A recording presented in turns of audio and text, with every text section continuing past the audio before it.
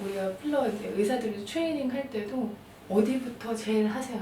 어디가 제일 쉽습니다. 이렇게 얘기하는 부위가 따로 있고 자기가 경험이 쌓인 다음에 시도를 해보십시오. 그런 부위가 바로 눈 밑 필러예요. 그 정도로 의사도 시술하기가 좀 트리키한 파트예요. 근데 눈 밑 같은 경우에는 왜 어렵냐면 눈 밑에 이렇게 보면은 여기 이렇게 성감에서 쭉 들어가는 그걸 티어트러프라고 하는데 고기를 이제 필러로 채우는 그 시술이 어렵거든요. 눈 밑을 생각해보면 여기는 사실 특히나 이 부분은 피부가 굉장히 얇고 피부 밑에 별 조직이 없고 바로 뼈가 있는 거예요. 그러니까 여기를 잘 올리려면 얇게 누면은 피부가 너무 얇으니까 비쳐 보이거나 울퉁불퉁해 보이는 거죠. 그리고 또 너무 깊게 누면 뼈가 있고 별 조직이 없고 바로 피부가 있기 때문에 잘 올라오지도 않아. 효과가 보이지도 않아. 많은 시술자, 그러니까 의사들이 생각하는 부작용이라 하면은 합병증 있죠. 흔히 말하는 뭐 멍 등이 있고요. 근데 오히려 눈밑은 그런 게 잘 발생하지는 않습니다. 다만 이제 주관적인 불만족이라는 게 들어간다면은 실제로 눈밑이 주관적인 불만족을 호소하시는 경우가 어떻게 보면 제일 많을 것 같아요.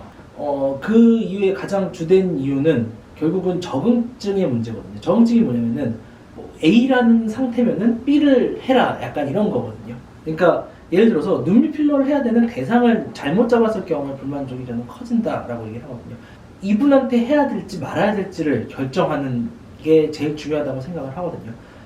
예를 들어서 이런 게 있어요. 저는 이렇게 나눠서 말씀을 드리거든요. 이런 타입에는 7, 80점까지는 가능하실 거예요. 근데 100% 교정을 하기는 어렵습니다.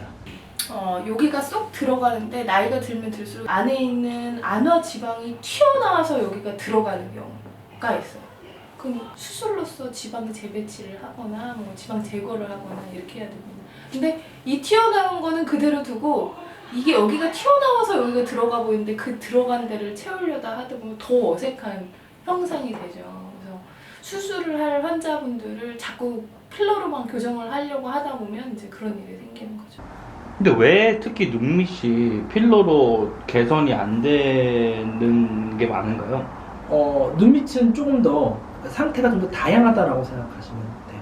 예를 들어서 단순히 눈밑에 볼륨이 부족하고 눈밑 꺼짐이 심하신 분들은 필러로 잘 됩니다. 다만 이제 꺼짐에 문제가 있으면서 다른 문제가 있으면은 꺼짐의 문제만 해결이 가능하잖아요, 사실은. 그렇기 때문에 이 문제가 해결이 안 된 부분이 남는다라고 생각하시면 적당할 것 같고요. 예를 들어서 어떤 것들이 있어요? 대표적으로 눈밑 지방이죠. 지방. 예, 그래서 눈밑 지방이 이렇게 블록하게 튀어나오시면은 물론 그게 필러로 다 안 되는 거는 아닙니다. 7, 80점까지는 자연스러운 정도로 되는데 100점을 막 해드리면 그 순간 약간은 불룩하고 전체적으로 너무 부자연스러운 느낌이 날 수 있다라고 설명을 드려요. 그리고 흔히들 눈물꼬락이라고 하는데 눈물꼬락이 여기 이 부분을 강하게 이렇게 잡고 있는 분들이 있어요. 이것도 필러로 어느 정도까지는 해결이 가능한데 타입 따라서 무조건 100점이라고 얘기하면 안 됩니다, 사실은. 또 한 가지는 눈밑 피부가 너무 얇은 분들이 있거든요. 근데 이런 분들도 필러로 어느 정도 개선은 가능하거든요. 근데 이걸로 100점을 맞으려고 하는 순간 그 필러 특유의 약간 푸르딩딩한 느낌이 살짝은 들거든요. 그렇게 해서 미리 말씀만 드리고 필러로의 한계점을 설명을 한다면 사실 눈밑 필러가 꼭 불만족이 높다라고 저는 말씀드리지는 않습니다. 다만